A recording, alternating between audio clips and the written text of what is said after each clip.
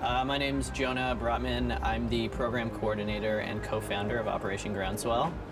So I've been with the organization for about 5 years. I went to Ghana in 2006. I worked for a radio station, set it all up myself. I essentially planned and prepared it all. And I came back with a love for Ghana and a realization that I had probably learned more in 8 weeks of travel than I learned in my entire time in university. And I said to my friend David Burkle at the time, Ghana's a great place to go, we should bring people there. And he said, you're crazy. And I said, okay, go see for yourself and we'll see what happens. And 5 years later, the rest is history. An Operation Groundswell trip is the coolest tutorial or seminar class you could ever take, with a really diverse group of people who have a lot of interests that they bring to the table. You're also working with incredible communities on projects that, in my mind, are pretty cool.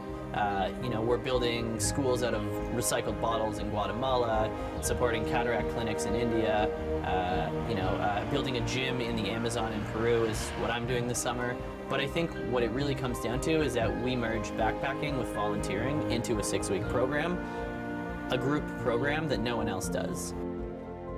My name's Alex Tate. I'm 27 and I'm a singer and a veterinary technician. I guess I've always had the travel bug. By the time I got towards the end of my university time, I just really, regardless of finances, just needed to get out. And that's when I found OG the first time and decided to go to Southeast Asia. I guess one of the main projects we did was the house building project in Cambodia.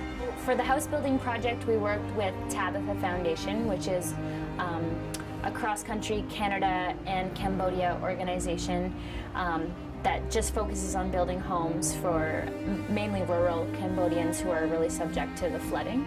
I think before we got involved in the house building project, a lot of us, myself in particular, were skeptical about a bunch of, North American university students building houses in Cambodia. Just being able to see the families, walking into their new homes and have that celebration with them was pretty incredible.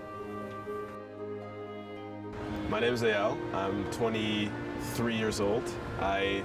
I've just graduated from York University. I've been running trips to the Middle East for about 4 or 5 years. Last year was the first time I ran a trip for Operation Groundswell. And the nature of the trip was just drastically different from anything I've seen before. We worked on a project that was a really crazy collaboration between a bunch of different groups.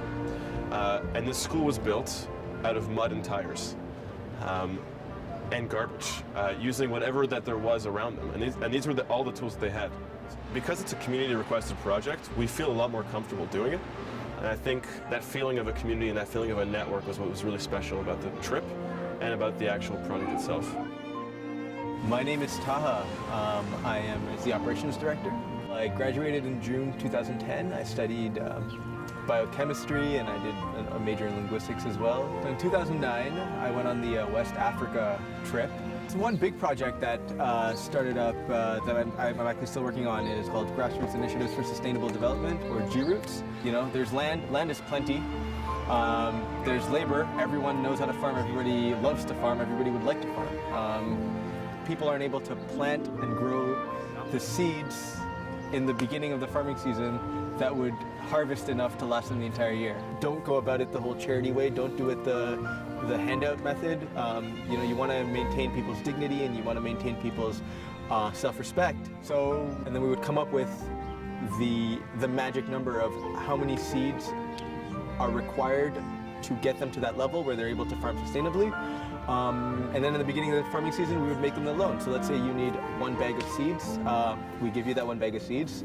By the end of the farming season, that 1 bag yields about 3 to 4 bags. So when that's done, you give it back to us, and then we loan it to the next guy.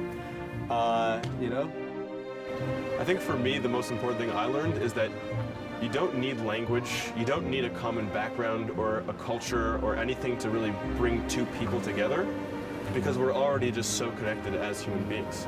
And I think that is something that was really special for me, is that once you actually put yourself face to face with somebody else, you begin to see the humanity in them, and you begin to see the humanity in yourself as well.